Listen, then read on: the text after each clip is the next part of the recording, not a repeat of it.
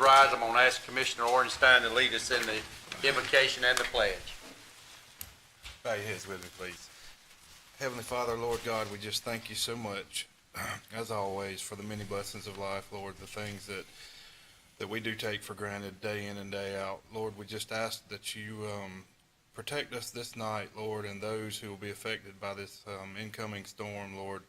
We know that you know the results and that you know what will happen before it happens, and we just pray, Lord, that again, that you'll bless those that are affected, and you'll keep them safe, and give us as a county government wisdom and discernment and guidance as we try to do our best to be ahead of this, Lord. We pray for this meeting tonight. We give you the honor and glory in Jesus' name. Amen. Amen. Pledge allegiance to the flag of the United States of America and to the republic for which it stands, one nation under God, indivisible, with liberty and justice for all.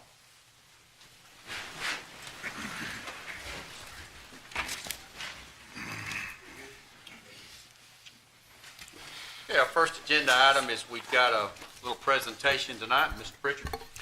Mr. Chairman and Commissioners, I'd like to make you aware of a recognition that our Finance Department and financial consultant have received. The Government Finance Officers Association of the United States and Canada, known as GFOA, presented Lowndes County with awards for budgeting and financial reporting again this year. The Distinguished Budget Presentation Award was established in 1984 for the purpose of encouraging and assisting state and local governments in the preparation of their budget documents and encouraging the very highest quality in both the guidelines established by the National Advisory Council on State and Local Budgeting, and also GFOA's best practices when they are recognized in individual governments. There are approximately 1,491 governments that were awarded this distinction, and this is the 12th consecutive year that Stephanie and her staff have received this recognition on behalf of Lowndes County. The Certificate of Achievement for Excellence in Financial Reporting was established in 1945 for the same purpose of encouragement and assisting state and local governments in promoting those accepted accounting principles and improving the comprehensive annual financial reports. There's 4,299 governments that have received this distinction, and this is Lowndes County's 11th consecutive award. So I would like to recognize Stephanie and her staff, as well as Harrison Tillman, for this extra recognition. They do a tremendous job and have continued to do that job now for both 11 and 12 years. Thank you, Mr. Pritchard. Certainly, I will add to that, and I think the commissioners would join me in that. You know, when we look at financials for Lowndes County, we look at whether it's the budget or just the financial reporting in general. It's always very clear, it's very understandable, it's very precise, and Stephanie, again, thank you for all the hard work that you put in, and certainly your staff working with you in order to get that. And with that, of course, this award recognizes the fact that it is an excellence in your field from governmental accounting. So again, we appreciate you very much, and I want to give you a round of applause if y'all would join me.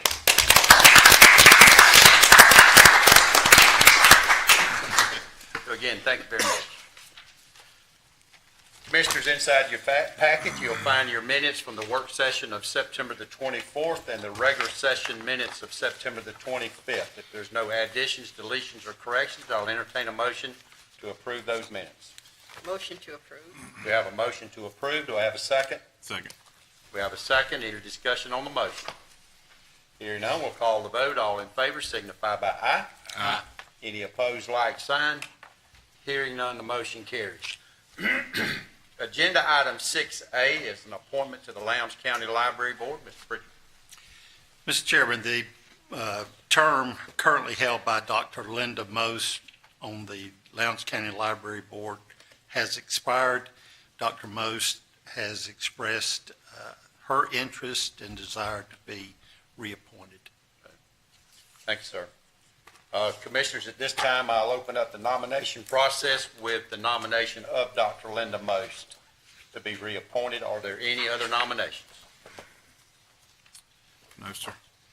Okay, hearing none, then Dr. Linda Most will be reappointed by acclamation. Thank you very much. Agenda item 6B is the Lowndes County Public Facilities Authority. Mr. Pritchard. Mr. Chairman, Commissioners, Commissioner Clay Griner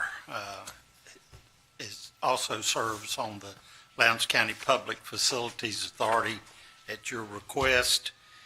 His term has expired, and we are asking for your approval with his agreement to continue to serve, to reappoint Commissioner Griner for this 3-year term. It actually would have begun June the 1st, but because of delays in getting this to you, it will be a 3-year term that will end May the 31st, 2001. Thank you, Mr. Pritchard. Again, I'll open up the floor for nominations, and again, I would like to nominate Commissioner Clay Griner to continue to serve in that position. Are there any other nominations?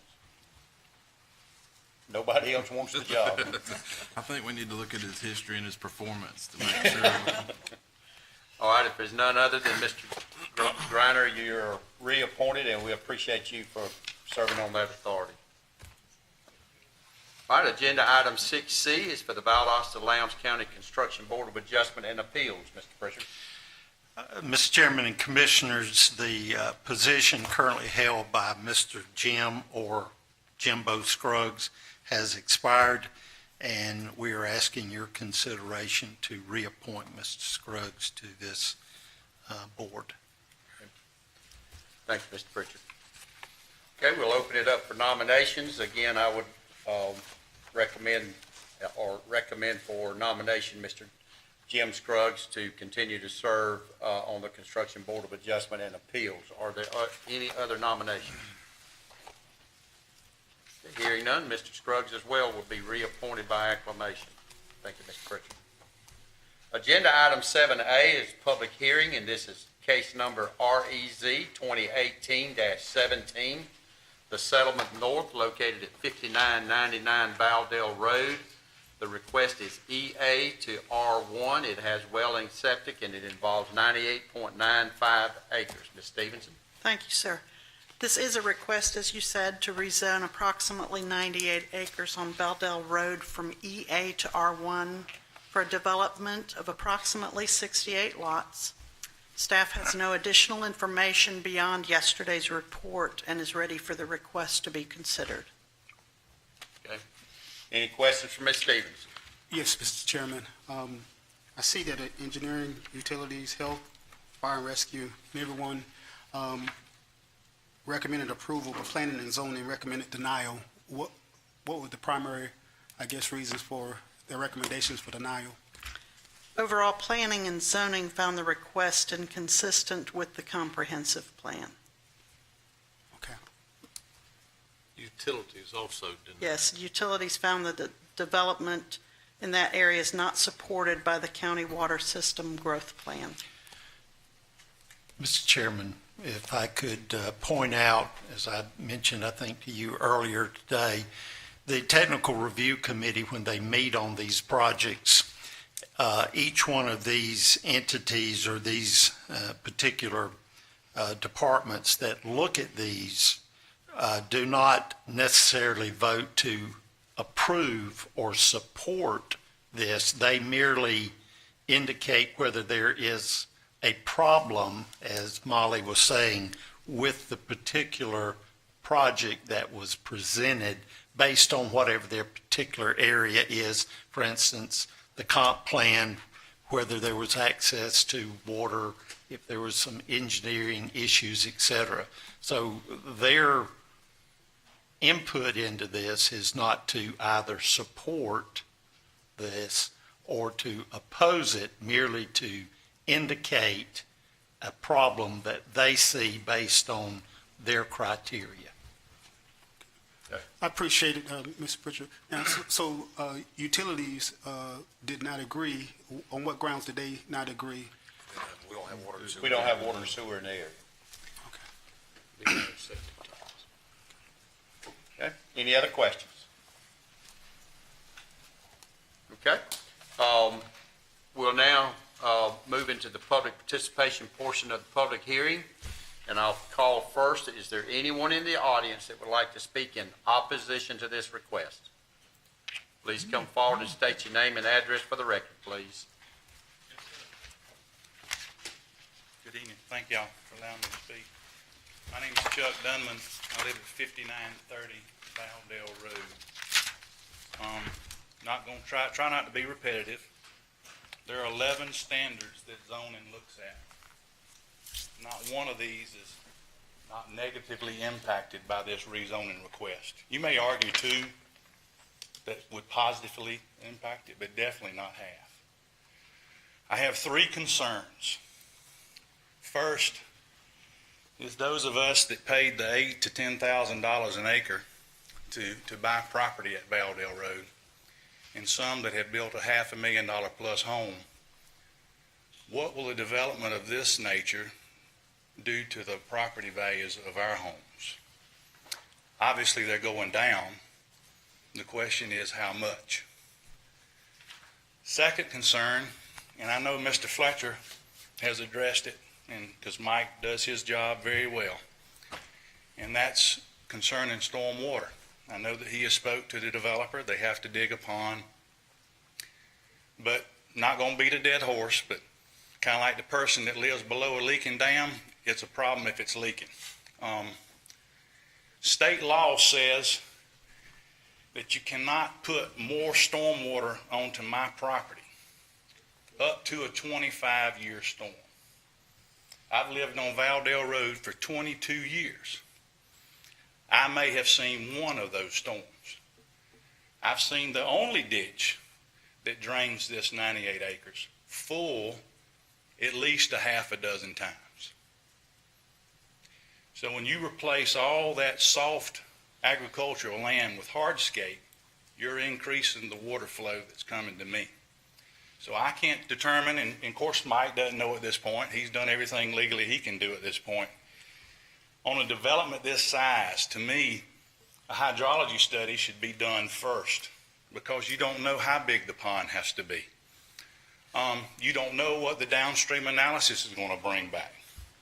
You don't know that 500 feet down the road from the 42-inch pipe is a 36-inch pipe that I put in to access the other side of my property. Well, a 42 feeding a 36 doesn't work. It needs to go the other way. So that's some concerns that I have that the developer's definitely going to have to look into. Point in case, at the very southern part of that property is a dirt road. At least once, maybe twice a year, Public Works has to come out and put up water over road signs. That water crosses the road. If it doesn't make it down to the pipe at Valdale, it definitely enters the ditch that runs through my property. Definitely does that. Third concern, most important, traffic. Right now, at 7:30 in the morning, if you're going south on Valdale Road, you're probably going to stop at about where the military housing is now, almost a mile from the red light. So we're looking at a development that has 68 home sites, at least 2 cars per home, some 3, some 4. So we're fixing to put 250 more cars on this road at this time. I call it the Valdale 500. Most people that live around me know too, because everybody punches it when they turn off of 122 to try to pass before they get to the top of the hill. Sheriff's Department knows that too. That's why they sit at the fire station all the time. And the other thing I want to point out that I want y'all to think about, it's not a case of if, it's a case of when. When you have to 3-lane or 4-lane this road, what are you going to do with traffic when you narrow it down to 1 lane? That's something you really need to think about, because you cannot widen that road without bringing traffic to 1 lane unless you create 2 independent lanes entirely with a divided median. Thank you for your time. Okay, is there anyone else that would like to speak in opposition to this request? Let me say this as well. We typically give each side 5 minutes, but I'll allow 2 additional speakers, this speaker and 1 more. My name is Paul Lane, and I live right across the road from this potential development at 5970 Valdell.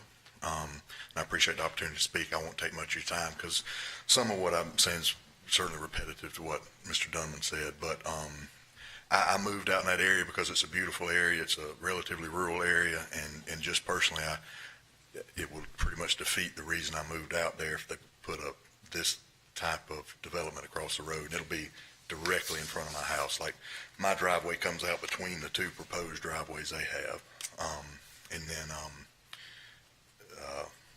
it's certainly the same things Mr. Dunman said. Traffic's already pretty bad on Valdell Road. I mean, to the point of being kind of a dangerous road, I feel like, and I think this will make it exponentially worse. And then, but like you said, the main thing, it definitely doesn't seem to fit with the county's growth plan. I mean, it's completely out of character for the area. Significantly more dense housing than what's currently out there. So anyway, I just wanted to, state my piece that I certainly don't want it out there if at all possible. So thank you. Okay, thank you, sir. Okay, 1 more speaker. Please come forward and state your name and address for the record, please. Hi, Linda Mayer, 5909 Valdell Road. I live right next to this property. I have at some point 4 dogs that would run back there, and I'd go to get them in a pond that's probably 3 acres right now back there. I pulled in where the for sale sign is, right between the 2 neighbors that just spoke, about 10 feet, and my truck sunk. I had to have them come and tow it out. Also, I lose probably 2 acres out of the a little over 10 acres in water that's just sitting, that can't be used. I have no idea how you can ever accomplish something like this. I've had a visitor, Mr. Langdale. Not a very kind visitor, but if you want to go that way, that's up to you. But the water situation, maybe you should just all go back there and take a walk, or wear your boots. Thank you. Okay.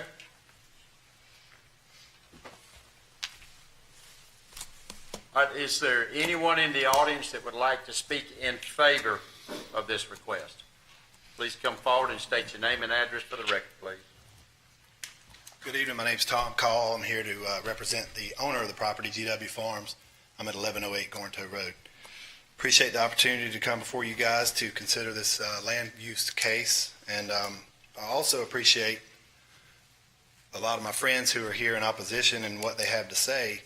I think that some of this that opposition and change and this not in my backyard mentality is prevalent in these rezoning cases, and there's a lot of sensational assumptions made that may or may not be true, and they're unquantifiable at this time. I'll just address some of what Chuck said. There's nothing stopping the drainage now. It's just a natural wetland there that's been created over time by nature. And there's a culvert that goes under Valdell Road to his property. But if this is done and we put retention in, that means retain water. Presumably less water would go into the culvert because it would be a lake, a pond, whatever, and it would drain, it would drain over time in an orderly manner. And of course, that is an engineering question. I did not do a hydrology study. I don't know that that's really y'all's consideration, a hydrology study. Certainly you have to consider what impact it has on the neighbors, but this is a land use case. And regarding traffic, Valdell Road was built, it's a major collector as identified by the county. It was built to accommodate 6,000 cars per day. The most recent average daily traffic count done by the Georgia DOT was 3,910. Now, I don't know if they looked at 7 a.m. when Chuck referred to the time. I'm sure that he wasn't misrepresenting what he sees there, but the road was clearly built to accommodate 6,000 cars a day. It's my feeling that not every car that turns out of this development will go to Valdosta every time. I feel like Moody is going to be a big draw for the people who may live here. And I feel like Hayhira, people who live in work in Hayhira will live here. So a lot of cars will go north and go east and west on 122. That's my feeling based on the marketing. So what we've proposed, according to the county definitions, is low-density development, residential development. 68 lots on 100 acres is one house per 1.47 acres when you look at the totality of the development. And it may be even less if we determine that the hydrology study determines that we need a bigger retention area. We've just got a concept plan that you showed earlier that shows 68 lots with what has been determined as the wetland using the National Wetland Index. When we go and do or the owner goes and does the wetland study, it will be accurately measured, and at that time it'll be determined what the exact acreage is, and at that time it'll be determined, the hydrology will be determined how much retention is there to keep it from the neighbor. Certainly don't want to cause that issue. The comprehensive use plan, untold number of hours went in by this board and the staff of this county to come up with that plan, and volunteer hours, I know. And it's a great guide for the staff to use, and they have to go by it. But it's not a one-size-fits-all document. There's many challenges to creating something so far in advance without the benefit of knowing market conditions and supply and demand. And so I think that comprehensive use plan is a good guide, but it shouldn't be used to solely determine this case, because there is R1 that abuts it to the north. How the R1 got there has been thrown at me. I don't know how it got there, but the R1 zoning is there, and so we're asking R1 zoning adjoining that.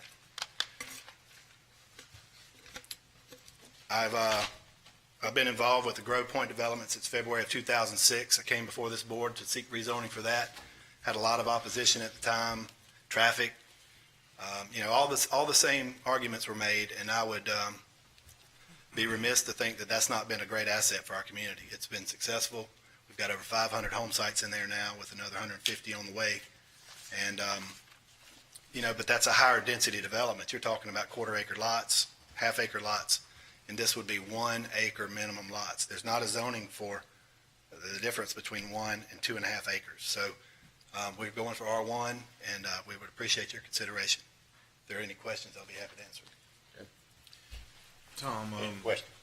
yes, sir. I'm sorry, Mr. Chairman. Got ahead of you there. One of the concerns from Mr. Chuck, Mr. Dunman, I think it was he said, to use his words, our values will obviously go down, speaking of the neighbors. I'm curious if you'll go on the record and give us a little better understanding of what you expect the lot prices to be and what the home sales prices will be. Okay, before I answer that, Chuck, this property is for sale. You're welcome to buy it at those prices that you mentioned. That's the ultimate goal of the owner. It's been for sale for over a year. But I will say that the market, we're looking at $200,000 to $250,000 homes. It will be a restrictive covenant community which protects the integrity of the development and the building in there and the house plans, the colors of the houses even. It's homeowner maintained. So that's the market, the target market at this point. Well, and I go back to what you said a minute ago. I mean, this is a land use case, and I'm not trying to, to drag any more into it or dictate it, but I do think it is important to understand, basically what the end result will be in your Certainly. mind, and that's helpful. Certainly. Tom, Any other questions for the speaker? I'm in agreement with you. I think there, in the ULDC, in this particular part of the county, I think there needs to be some type of in between 1 acre and 2.5 acres. Would the owner of this property consider maybe 1.5, 1.75 acres instead of 1 acre lots? Mr. Grant, I'd have to consult with him. I don't know. That would take it would take another plan to be drawn by, a concept or an engineer, presumably, land planner, to see what his lot makeup would look like at that point. So I can't answer that question. I take it, you just said that you offered to sell the property, or they offered to sell the property to the neighbors? It's been for sale publicly for over a year. It's had a big sign out there. Okay, any other questions? Okay, thank you, Mr. Cole. Thank you. Mr. Chairman, I just had a question for staff. I wanted to know the size of those lots that the R1 that is right beside the said property. They're 1 to 1.10, I think. R1 is minimum 1 acre lots. So the ones to the north of it, to this property. Correct. The R1 lots that are on Dana On Circle. Dana To Circle. the north, they're 1 acre lots, Minimum, minimum. yes. Okay. And many Some of are the, larger than that, though. yes. Yes. Okay. All right, any other questions? Okay. Is there anyone else that would like to speak in favor of the request? In favor of the request?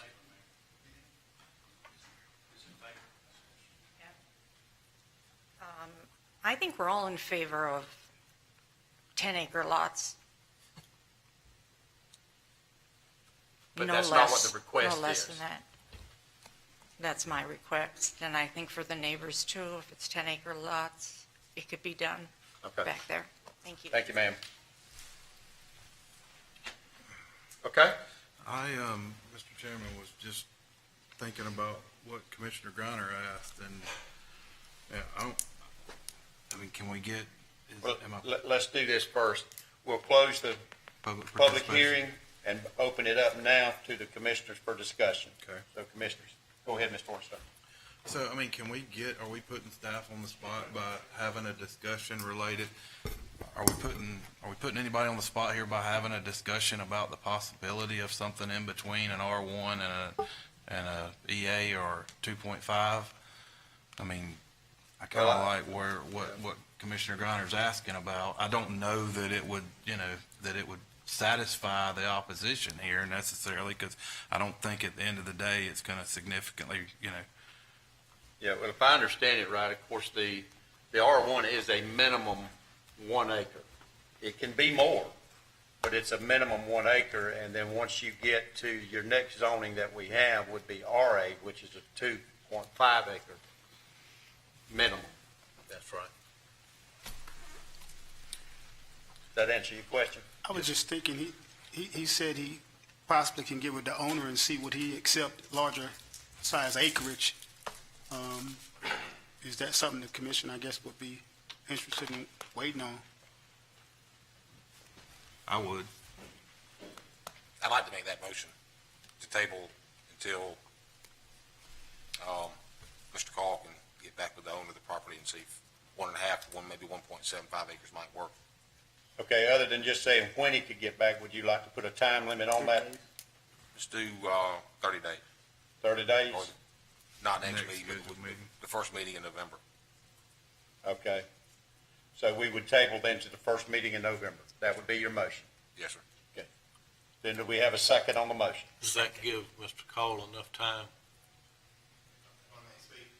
Please come forward. I guess I would have a question about that. Would that be considered R1 with conditions? Because Yes. it's not a zoning. Yes. Yeah, That's what it would it'd be be, R1 with with a minimum Okay, lot size. so it would be with the property, 1.5 acre minimum in perpetuity, not just for this owner, but.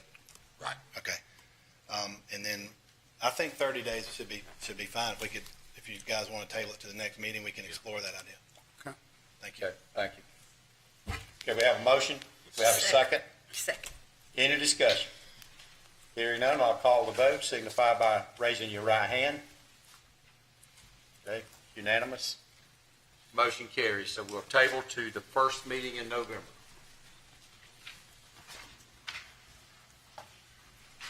Okay, agenda item 7B is the abandonment of a portion of Union Road. Mr. Fletcher? Yes, sir. At the last meeting, it was determined that a section of Union Road no longer ceased to be used by the public due to the fact that Union Road was realigned with the Exit 29 improvements, and this is the public hearing to officially abandon that portion of right-of-way.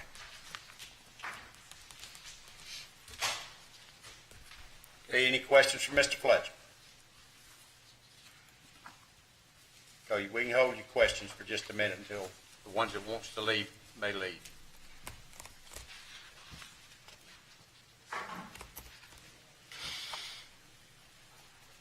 And we still have some good information on the agenda. You're welcome to stay.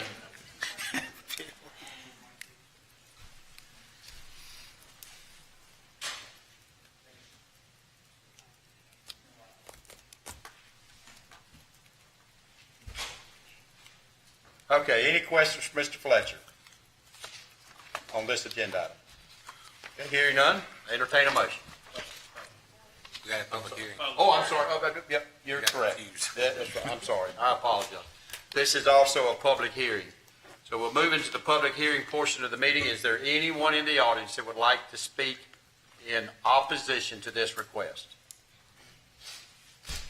Anyone that would like to speak in opposition to this request? Okay, hearing none, is there anyone in the audience that would like to speak in favor of this request? Anyone that would like to speak in favor? Okay, hearing none, I'll close the public participation portion of the meeting now and turn it back over to the commissioners for your consideration. Mr. Chairman, I move that we abandon that portion of Union Road. We have a motion to abandon that portion of Union Road. Do we have a second? Second. We have a second. Any discussion on the motion? Hearing none, I'll call the vote. All in favor signify by aye. Aye. Any opposed, like sign. Hearing none, the motion carries. Agenda item 8A is the Union Road quitclaim deeds. Mr. Fletcher? Yes, sir. As a result of the recent abandonment, you have two quitclaim deeds that the owners have requested that the chairman sign and approve. Any questions for Mr. Fletcher? Okay, hearing none, I'll entertain a motion. I move that we approve and authorize Chairman Slaughter to execute the quitclaim deeds. Do we have a motion then to authorize the chairman to execute the quitclaim deeds? Do we have a second? Second. We have a second. Any discussion? Hearing none, I'll call the vote. All in favor signify by aye. Aye. Any opposed, like signs. Hearing none, the motion carries. Agenda item 8B is the USGS funding agreement for the Highway 122 stream gauge. Mr. Ty? Yes, sir. As we discussed yesterday morning, this is an agreement for the continued funding and maintenance of the stream gauge on Highway 122 over the Little River, which is just west of Hayhira. We would request your authorization for the chairman to execute the funding agreement so that we can continue operating for another year. Any questions for Mr. Ty? Okay, hearing none, I'll entertain a motion. Motion to authorize the chairman to execute the funding agreement to allow for continued maintenance of the current stream gauge on the Little River. We have a motion then to authorize the chairman to execute the funding agreement to allow for the continued maintenance on the current stream gauge on the Little River. Do we have a second? Second. We have a second. Any discussion? Hearing none, I'll call the vote. All in favor signify by aye. Aye. Any opposed, like sign. Hearing none, the motion carries. Agenda item 8C is the Stone Creek Antenna Space License Agreement Termination. Mr. Talley? Yes, sir. Mr. Jerry Hyatt with the Stone Creek Property Owners Association has made a request to terminate the Stone Creek Antenna Space License Agreement. This agreement was approved at the March 14, 2017 Commission meeting. Staff recommends the chairman be authorized to terminate the agreement per the terms. Any questions for Mr. Stalvey? Hearing none, I'll entertain a motion. Motion to authorize chairman to terminate the agreement per the terms. Do we have a motion to authorize the chairman to terminate the agreement for the terms? Do we have a second? Second. We have a second. Any discussion? Hearing none, I'll call the vote. All in favor signify by aye. Aye. Any opposed, like sign. Hearing none, the motion carries. Agenda item 8D is the Valtech Road 16-inch force main emergency repair. Mr. Talbot. Yes, sir. This is our 16-inch force main that leaves our Coleman Road lift station. We've experienced several pipe failure issues with this force main, and in particular, a section near 3624 Valtech Road. After detecting another crack in this section of pipe, this has been deemed an emergency in order to prevent an interruption of service and the potential for a major sewage spill. Staff received a quote from RPI for $99,935 to repair this 400-foot section. Staff recommends the approval for the emergency repair for $99,935 from RPI. Okay, any questions for Mr. Stalvey? Hearing none, I'll entertain a motion. I move we approve the 16-inch force main emergency repair from RPI.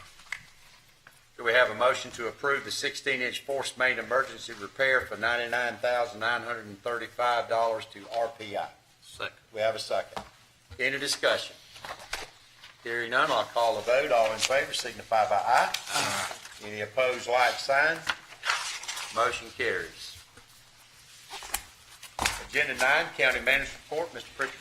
Mr. Chairman, we received a brief update yesterday from Ashley Ty, EMA Director, concerning the pending hurricane, and I've asked Ashley to give you the latest update, and I believe you have some documents that you'll be referring to.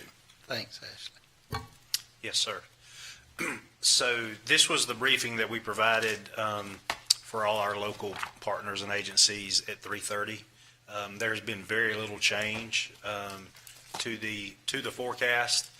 It is still forecast to make landfall. It is now, since this document was briefed while we've been sitting here, actually got notification that the wind speeds have increased to 120 miles an hour, which now makes Michael a Category 3, which they consider a major hurricane. The Weather Service is using the term devastating impacts, especially along the coastline. It is still moving at about 12 miles an hour, so it's moving a little slower. They expected it to pick up speed a little bit. But Lowndes County is still under a tropical storm warning, which means that we are anticipated to get tropical storm conditions from this storm. So the forecast, as it has gotten closer, the forecasters, their confidence in the forecast has increased. So they're pretty certain that we're going to see some significant impacts, especially from the wind with the storm. This is a graphic showing the watches and warnings, and as you see, Valdosta's in the Lowndes County's in the tropical storm warning area. There's basically now a near 100% chance, so they're pretty certain that we are going to experience tropical storm force winds. That means that winds of at least 39 miles per hour or greater. There's still a 2 in 10 chance, which is about 20% of hurricane force winds. While for rainfall, that doesn't seem like much. 20% is not a big. When you're talking about 74 mile an hour winds, any chance is a big chance. So, it's not as likely, but it's still not out of the realm of possibility. The wind threat with Michael, we are expecting strong tropical storm force winds, which are 58 miles an hour or greater. So as I've been briefing our partners, Think of that, that's the threshold for a severe thunderstorm. So if you think of a severe thunderstorm like we have in the afternoons during the summer, but instead of lasting for an hour, it lasts for several hours. The biggest impact that we expect to see, and we've seen this in past storms, is with those high winds, we will see a lot of downed trees, a lot of downed power lines. So, we're expecting widespread power outages, so we're encouraging people to make preparations that they may be without power for several days. Everyone will work as hard as they can to get it back up, but one of the biggest hindrances is once the power goes out, the power crews can't go out and start fixing stuff until the winds drop back down below tropical storm force. So, making sure that they have preparations in place if they do lose power, that they can sustain themselves for several days, if that in fact is their only real emergency. These are our peak wind gusts. So in addition to sustained winds of tropical storm force up higher level, we may even see gusts from 60 to 73 miles an hour. Doesn't mean that there's going to be a gust all across Lowndes County, but any given point may see those brief gusts up to 60 to 73 miles an hour. So if you happen to be in one of those locations, then that has the potential to do some significant damage. So again, we're asking everybody to make sure that to the extent possible, move all your patio furniture, that kind of things, those kind of things in. And another big issue with this wind, the last few storms, we've weathered them as good as you can, and part of that is because the citizens have heeded our warning and stayed off the roads. When winds get up to 50, 60 miles an hour, it's very easy for that much wind to blow a car off the road and result in accidents. So, we're asking people that unless it's absolutely necessary for you to be out on the road, don't put yourself in danger and don't put our first responders in danger by making them respond to an emergency because you felt, you wanted to get out. Most businesses are going to be closed. There's not really going to be anything for people to do out, during the storm anyway. So just hunker down and stay where it's safe, and we'll all weather this together. So the biggest thing, and this is always the biggest question mark, is when are the winds going to get here? Actually, since this graphic was put together, while we were sitting here, I was texting with one of the lead forecasters at the Weather Service, and because the storm has not picked up its forward motion and is not moving as fast as they anticipated, it's been kind of stagnant at moving 12 miles per hour pretty consistently. So the timing has shifted a couple of hours. So the earliest reasonable time has shifted from about 2 a.m. to 4 a.m. It's moved up a couple of hours. And the earliest reasonable time means that there's a 90% chance that it won't happen before this. So this is kind of our worst case scenario. But the most likely time, based on the forecast, when it's more than likely going to get here, has moved from about 8 a.m. to about 10 a.m. So sometime in the mid-morning hours is when we really expect the tropical sustained 39 mile an hour plus winds to move into the area, and then it's only going to get worse from there.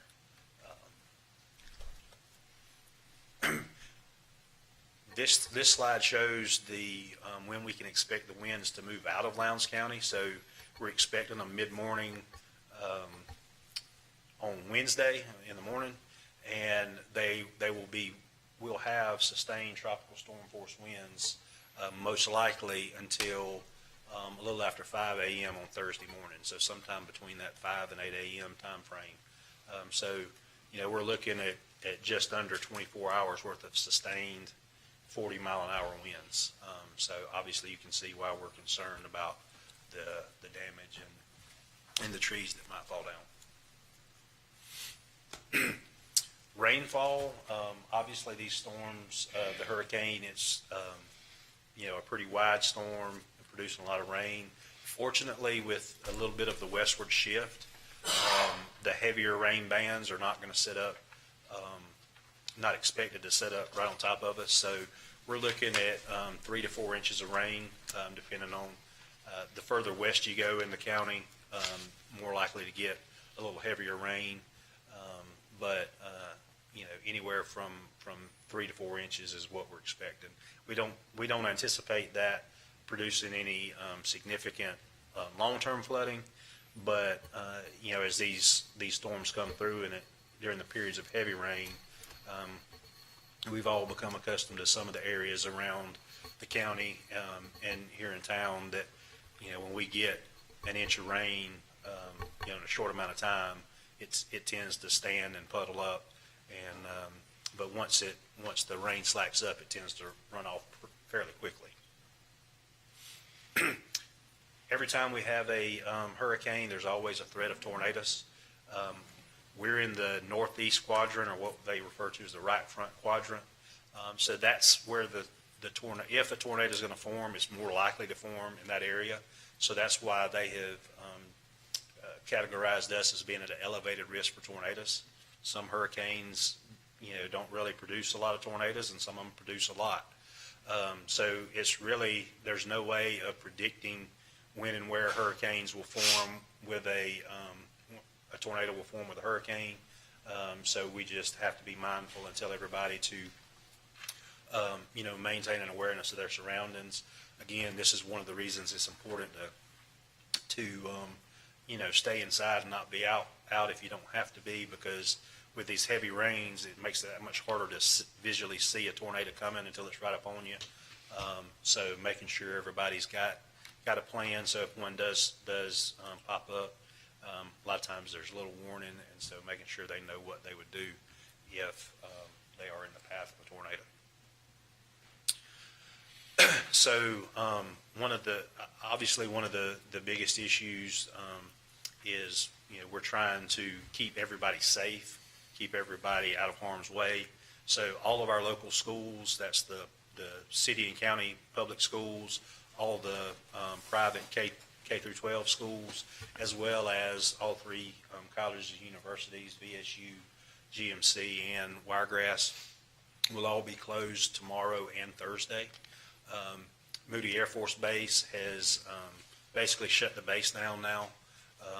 They're going to be closed all day tomorrow. Only mission essential personnel will be reporting, and then they will wait until Thursday around noon, once the winds have kind of subsided, before they reopen the gates and bring all their staff back in.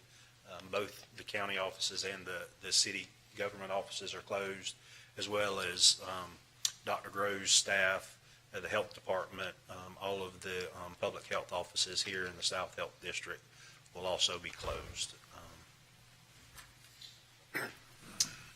Shelters, we're not expecting and we're not encouraging people evacuating from other areas to stop here. Obviously, we're expecting a significant impact, so if they're seeking safe haven, they're better off to go either further to the east or further north. But what we have done is we work with Park Avenue United Methodist Church. They are opening at 7 o'clock tonight, and they will close. They'll be open until Thursday at noon, and they're providing shelter for Lowndes County residents that don't have adequate shelter, such as people in mobile homes who are going to be more susceptible to the high winds, the homeless, or anybody that's in substandard housing that doesn't feel that their house is going to stand up to those winds. We also, one of the issues that we had in past storms is people that have medical equipment like oxygen concentrators, suction machines, those things, that they're dependent on electricity. So we also work with Park Avenue to set up a couple of generators so they have a space set apart. So if we do get a call from somebody that has a medical necessity for electrical equipment, we can accommodate them. We can't provide generators to everybody, but we can accommodate a lot of people in one location with a couple of generators. And they will be making arrangements for people to have pets. Also, you see some of the shelters that are available for some of our surrounding counties as well. So with that, that's pretty much the briefing in a nutshell. When I leave here, we're going to put out one final briefing based on the 5 p.m. advisory the National Hurricane Center just put out. And our plan right now is to fully staff the Emergency Operations Center beginning at 5 o'clock tomorrow morning, and we'll have that staffed throughout the duration. So we're kind of making preparations to be operational at the EOC for 24 to 36 hours until we, the emergency response dies down back to a normal level. So be glad to answer any questions you might have about our preparations or what we're expecting with the storm. What is the predicted landfall coastal So time? So it's predicted to make landfall just a little bit west of Panama City about 1 o'clock tomorrow afternoon.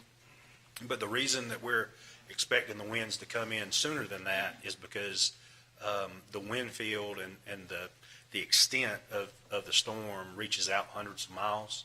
So even before the center of the storm makes landfall along the Florida coast, we'll start seeing, we'll start getting those impacts, those outer rain bands, those feeder bands, really some of the stronger bands come through before the eye actually hits. And then we'll be looking at the eye actually kind of passing to the west of us over around Thomasville sometime probably late Wednesday afternoon. Any other questions? Can I just say thank you for, I know you've been working on this for days now, and you've had a hard day today with, at the EOC and managing folks and informing people. And I just want to say to the chairman and the county manager that I feel better knowing that you got this. So Well, thank you for everything that you're doing. We've built a really good team, and like I say, it doesn't just when things go well, it doesn't just happen. We've spent this is my 11th year as emergency management director, and we've continually tried to refine our processes and build good relationships. And so from city departments, county departments, private sector, Georgia Power, all the different parts that go into responding. We have a pretty good team, and so it's kind of like it takes a village. Well, it really does. But I'm proud to be part of that team, and thank y'all for all the support you always give us. Well, thank you. We're proud of you as well. Thank you very much. Thanks, Ashley. Thanks, Chief. Any other questions? Okay. Motion to adjourn. One other quick, Is there anyone here from Leadership Lounge? Aha. Welcome. Glad to have you. I hope your year's going well. Good. Good. okay. There's no other business. I'll entertain a motion to adjourn. Motion to adjourn.